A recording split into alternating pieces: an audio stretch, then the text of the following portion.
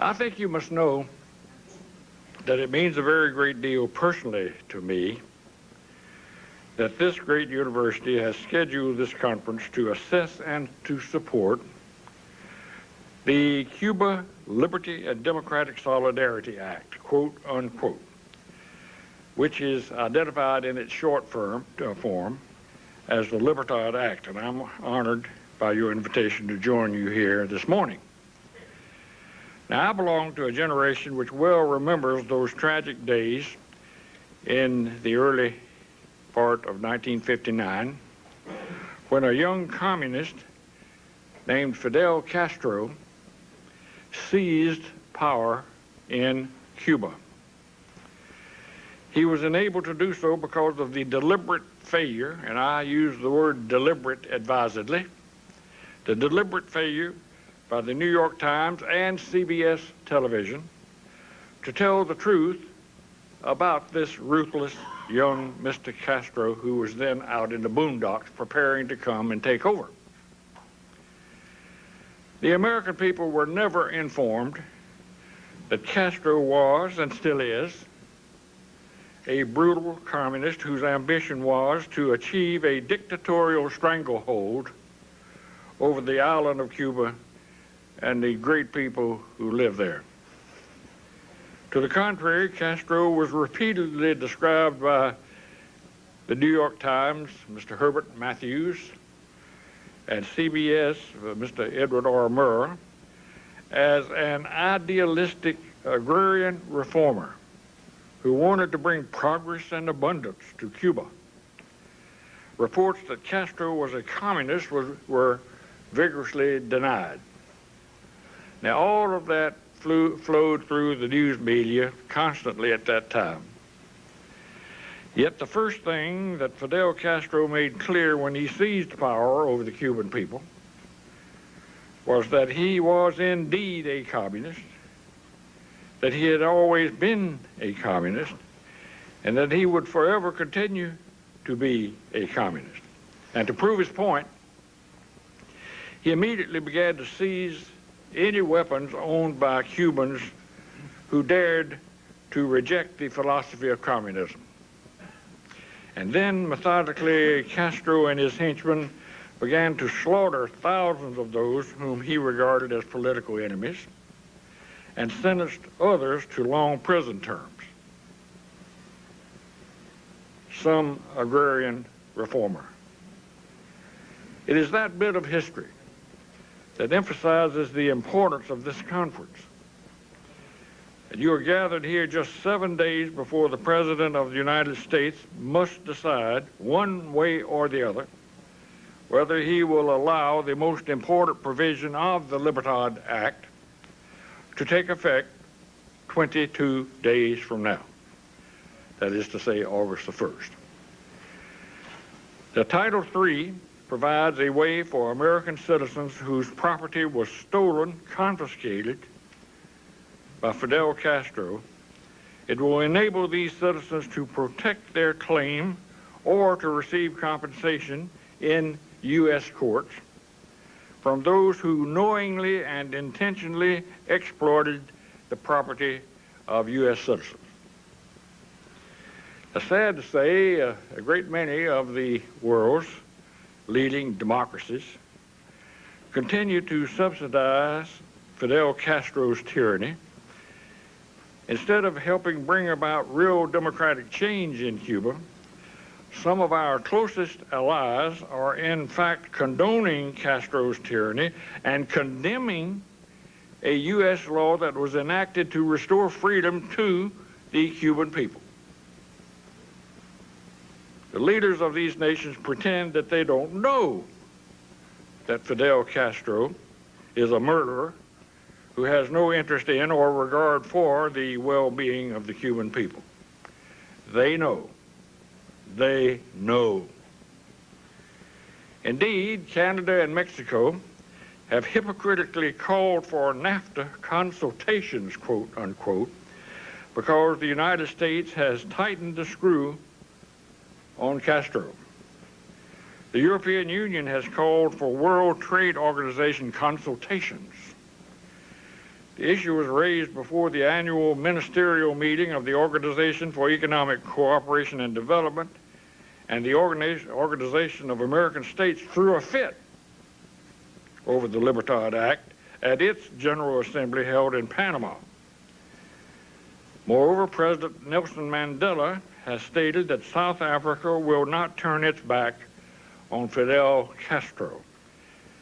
And that seems to be to tell more about Nelson Mandela than it does the Libertad Act.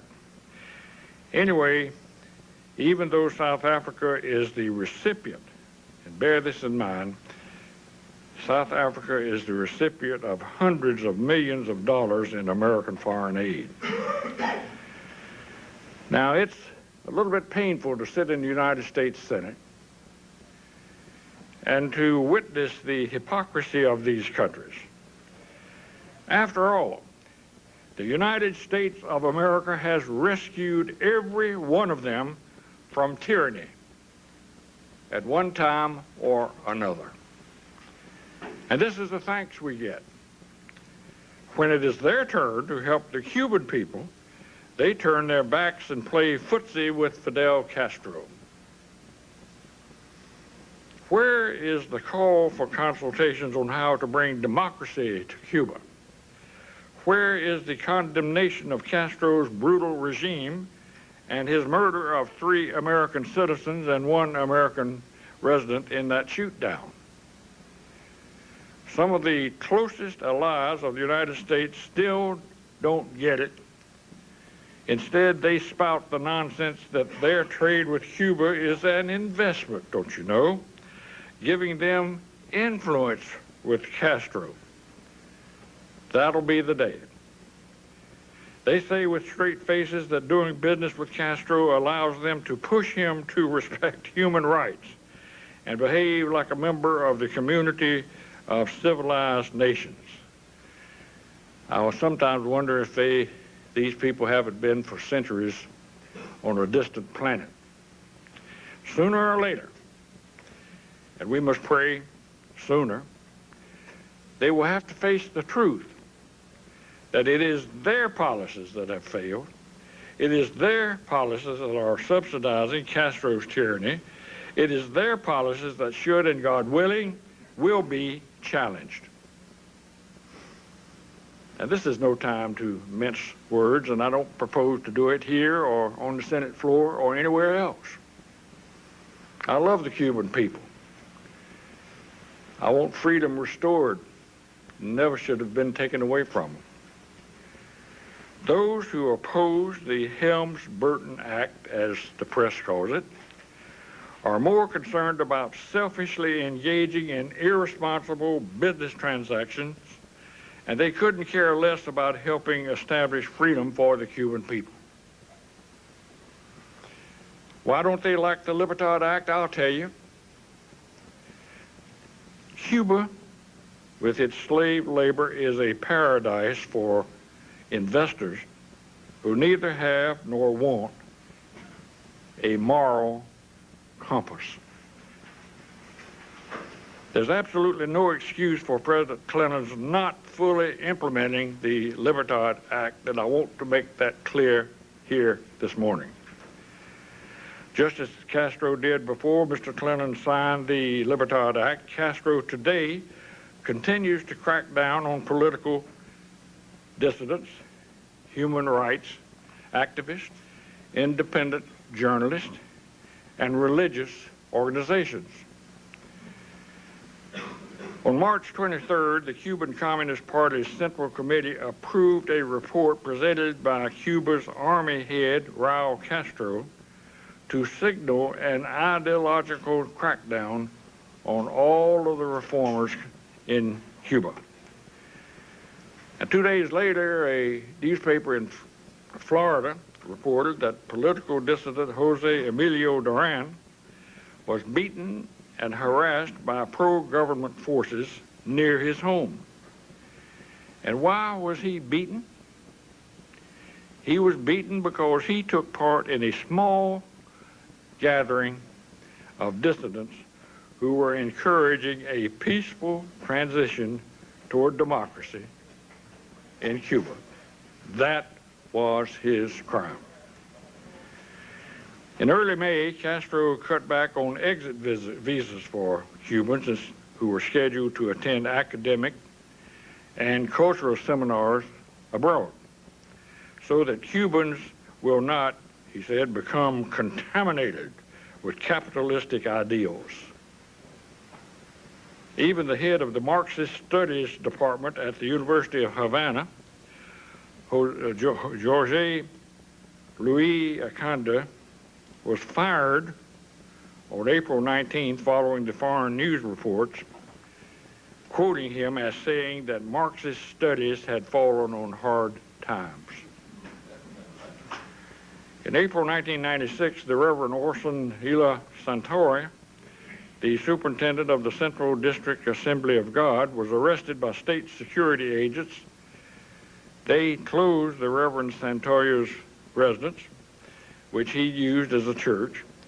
He was charged with disobedience and with holding illicit meetings, and he's serving a prison sentence of 18 months.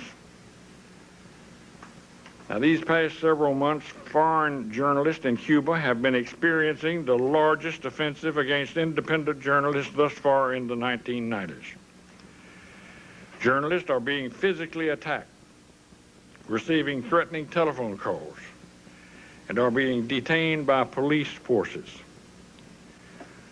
It was on June 20th, that recently, Cuban Interior Ministry officials detained, interrogated, and deported from Cuba a visiting staff expert from the Committee to Protect Journalists, accusing the United States-based Freedom Organization of, quote, fomenting rebellion, end of quote, even though its support for Cuba's independent journalists was all that they were doing. Do any of these actions signal that reform is even beginning to occur in Cuba? Of course not. Castro has not and will not reform as long as he is in power. He himself has made that clear. Socialism or death, that is his motto, and it will continue to be his motto as long as he's in power. So there's evidence aplenty to emphasize the importance of implementing the Libertad Act, specifically and especially Title III, in its entirety. The provisions in Title III are absolutely vital. Now, I strongly urge President Clinton to enforce Title III on August the 1st, when he must act one way or the other. This is one time when he can't do both ways. Castro is running a fire sale in stolen properties. Since his loss of between $5 and $6 billion a year in Soviet subsidies, Castro is frantically seeking to capitalize on the sale of this stolen property to keep his regime afloat. He has belatedly discovered joint ventures, and he is actively recruiting foreign investments. And these investors have little or no regard for the fact that they are, in fact, exploiting stolen properties of American citizens. And this is why Title III must be implemented. It puts would-be investors, those would-be accomplices to Castro's property thefts, it puts them on notice that if they enrich themselves with stolen property, they will be held liable to the legitimate U.S. owners of the property. Title III of the Libertad Act does not, let me repeat for emphasis, does not violate any treaty or any international convention. Any suggestion to the contrary is hogwash. It does not violate customary international law, which recognizes that a nation's domestic courts may reach actions abroad when those actions directly affect that nation. Now, there's no doubt that Castro's illegal confiscations and the exploitation of those properties have a direct effect on American citizens. Most of you here today are not old enough to remember Robert Ripley, who was famous as a Believe It or Not producer. He used to assert that truth is stranger than fiction, and that is so. The United States has more effective mechanisms to protect fish and marine life than to protect Americans. There are federal statutes on the books protecting dolphins and tuna fishermen, even when those provisions violate trade agreements. And these statutes have been upheld by U.S. courts. U.S. law demands that other nations must protect sea turtles if those nations want their access to the U.S. market. And yet, we'll listen to the opponents of the Libertad Act as they object to protecting the legitimate interest of U.S. citizens. Our neighbor to the north opposes the Libertad Act, and I've received some stinging mail from various officials up that way. But Canada used a domestic statute to authorize its Coast Guard to seize in international waters a Spanish fishing vessel. Spain said that Canada violated international law, but Canada had to protect the interest of her fishermen. Of course, Canada claimed to act under the guise of environmental concerns, but the reality is that Canada's suffering fishing industry has turned to the government for protection. So what's that Canada is saying about Libertad? What stung them the worst is my comparing Canada to the Prime Minister of Great Britain back in the 30s, when he went over to Munich and sat down with a fellow named Adolf Hitler. He came back, Neville Chamberlain did, and the press of London went gaga over his declaration that I met with Mr. Hitler. He's a nice man, and we can do business with him and have peace in our time. Now, if this isn't a parallel to what's going on now, I don't know what possibly could be. But the footnote on that episode in the late 30s is that there was one guy in England willing to stand up and say no. And his name was Winston Churchill. And he was the Englishman called upon to guide England through the most perilous war up to that time in history. There is so much hand-wringing because Congress dares to give Cuban Americans their day in court. I can scarcely believe the criticism that I'm hearing about that very simple, very elemental, very fundamental right. These same hand-wringers, north and south of us, know that U.S. courts have been open to foreigners for more than 200 years. One of the first pieces of legislation passed by Congress in 1789, as a matter of fact, was the Alien Tort Statute, giving U.S. courts jurisdiction to hear civil tort actions brought by foreigners. As recently as 1992, Congress approved legislation called the Torture Victim Protection Act, giving U.S. courts the right to hear cases brought by a foreigner against another foreigner for an act that occurred outside the United States. So where do the critics of the Libertad Act get off with the nonsensical criticisms that we are hearing? The point is this: something is seriously wrong if American citizens are denied a remedy which is within the domestic jurisdiction of the United States of America.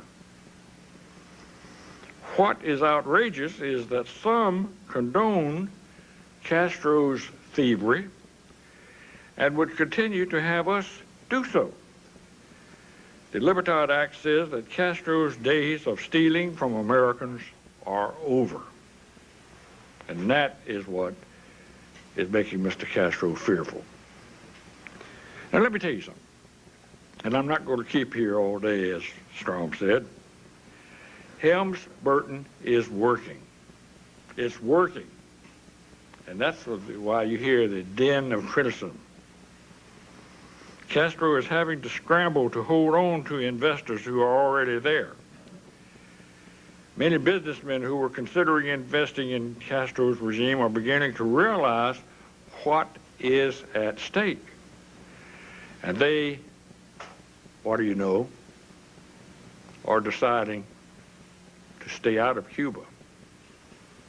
And they are well advised to do so. The Libertad Act has made it impossible for Mexican investors to raise that $300 million they needed to go forward with their Cuban project, so down that project went. American Express withdrew credit of 2 Dutch firms that trade with Cuba. American Express did the right thing for the right reason, because it was humane. A company named Red Path Sugars stopped importing raw Cuban sugar this year because more and more of its customers were demanding non-Cuban sugar as long as Castro is in power. So do you see what is at foot?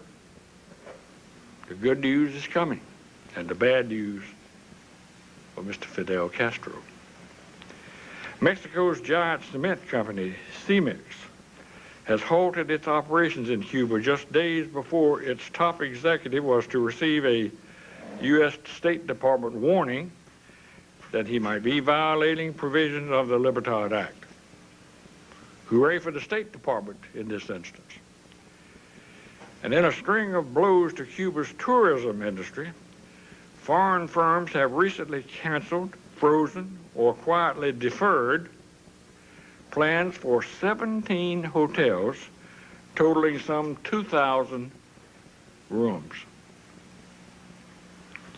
So you see, the Libertad Act is working.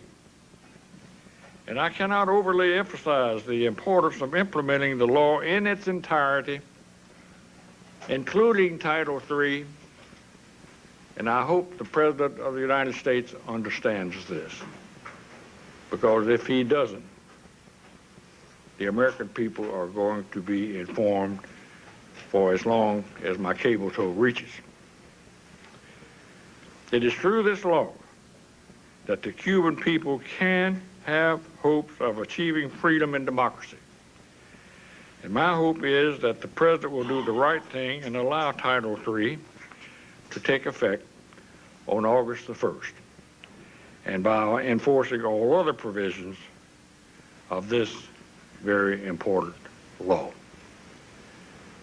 It is unmistakable that the United States has a duty to insist upon freedom for the Cuban people.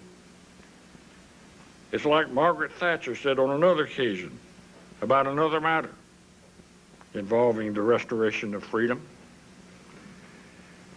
The former Prime Minister said, if not now, when? If not us, who?